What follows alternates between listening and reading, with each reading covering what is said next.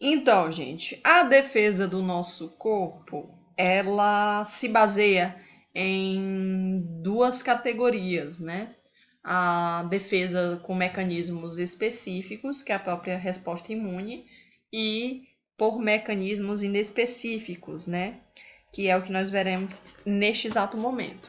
Os mecanismos inespecíficos, eles não distinguem o agente estranho. Então, ele não quer saber se é um vírus, se é uma bactéria, se é um verme ou etc. Tá? Eles são a primeira linha de defesa do nosso organismo, né? E são representados pelas barreiras, que, portanto, tentam impedir a entrada do micro-organismo no nosso corpo. Que barreiras são essas, tia? Essas barreiras podem ser mecânicas, químicas ou microbiológicas. As barreiras mecânicas são o muco presente no nosso trato respiratório, no sistema genital feminino, a própria pele é uma barreira, as membranas mucosas, por exemplo, dentro da nossa mucosa nasal, do nosso nariz, da nossa boca. As próprias respostas inflamatórias são barreiras mecânicas. A febre é considerada uma barreira também e é um mecanismo específico.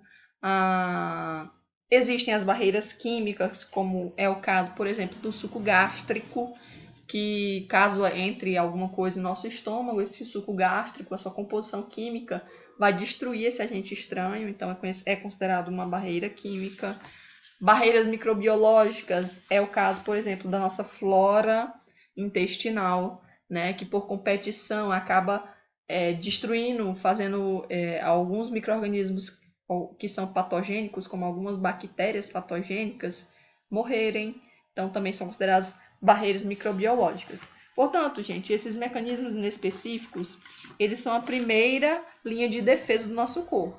Se o micro-organismo, o agente patogênico, o agente estranho adentrar o nosso corpo, passando por essa primeira barreira, essa primeira linha de defesa, aí vai ser ativada a segunda linha de defesa, que é a própria resposta imune, tá bom?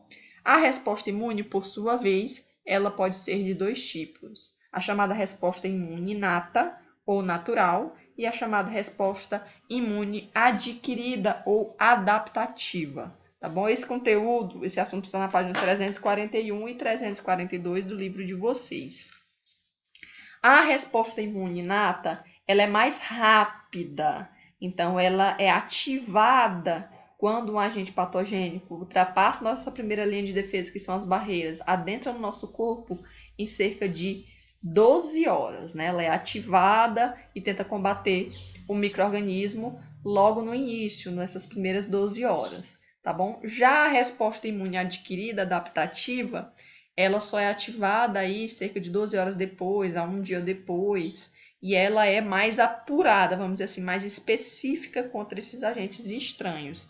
Mas as duas são extremamente eficientes, tá bom? Mas primeiramente, né, vai ocorrer essa segunda linha de defesa, que é a imunidade inata, tá bom?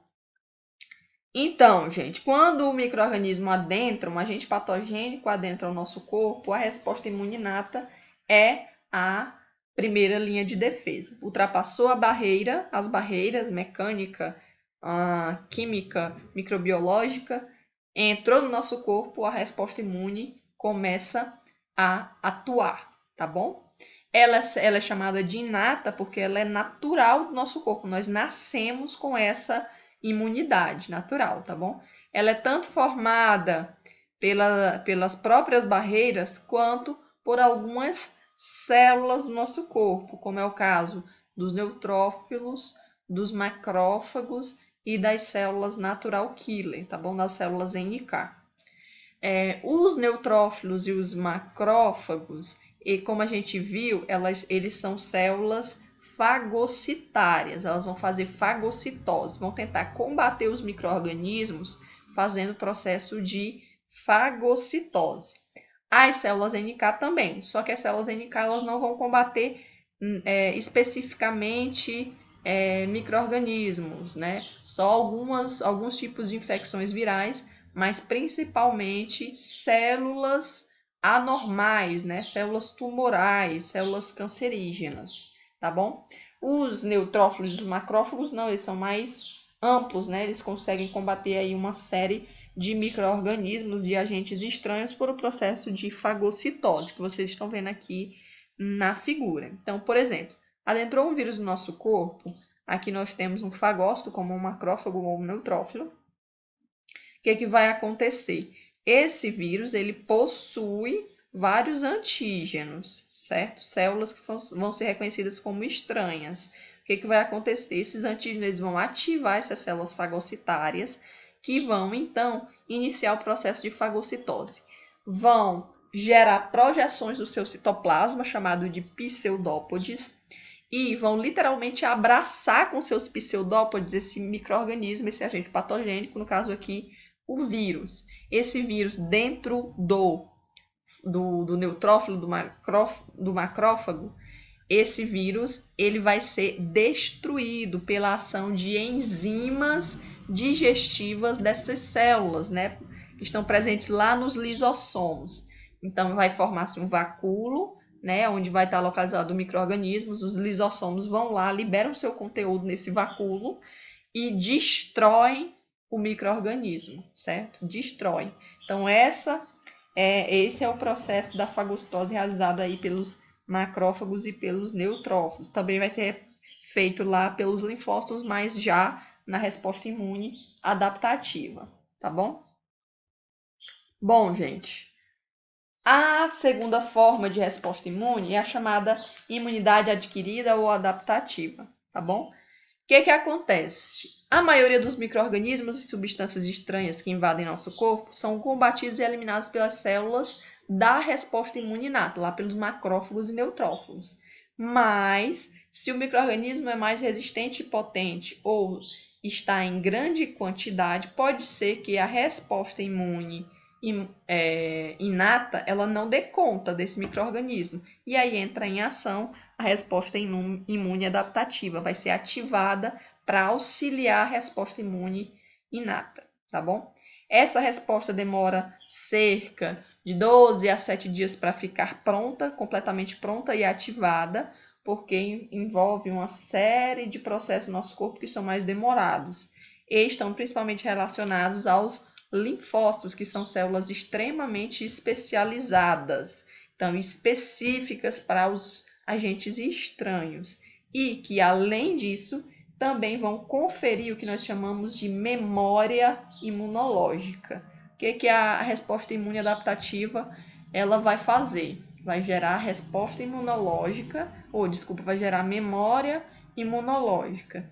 Então, quando, por exemplo, um linfócito ele é ativado, ele vai literalmente guardar uma memória daquele micro-organismo. Então, se você pegou, por exemplo, hoje gripe, ficou curado, seu sistema imunológico conseguiu combater. Se, por exemplo, daqui a 6 meses você entrar em contato com o mesmo vírus da gripe que você pegou antes, o seu sistema imunológico, como gerou uma memória imunológica, você não vai mais adoecer, porque o seu sistema imunológico já vai estar preparado para combater esse micro-organismo. Então, ele não consegue mais gerar doença, tá bom? Pois bem, gente, esse conteúdo sobre imunidade adquirida e adaptativa está lá na página 342, tá bom? Está lá na página 342. Aí, lembrem-se sempre que a resposta imune inata, natural, nasce com a gente, ela não é específica, ela combate qualquer agente estranho, igualmente, então os macrófagos e os neutrófilos. Já a imunidade adquirida ou adaptativa é feita lá pelos linfócitos, eles são extremamente especializados e específicos para os agentes estranhos e geram a formação de memória imunológica, tá bom? No livro de vocês, a partir da página 343, ele vai falar um pouco sobre processos alérgicos e as chamadas doenças autoimunes e a rejeição de transplantes. Vocês vão ler aí a página 343 e 344. Qualquer dúvida, vocês entram em contato comigo pelo WhatsApp, tá bom?